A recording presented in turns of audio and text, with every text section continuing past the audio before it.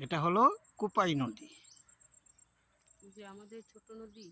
হ্যাঁ, যেখানে যে নদী নিয়ে রবীন্দ্রনাথ কবিতা লিখেছিলেন, আমাদের ছোট নদী চলে আঁকে বাঁকে, বৈশাখ মাসে তার হাঁটু জল থাকে, পার হয়ে যায় গরু, পার হয়ে গাড়ি, দুই ধার উঁচু তার ঢালু তার পারি, চিকচিক করে বালি কোথা নাই কাদা, এক ধারে কাশবন ফুলে ফুলে সাদা।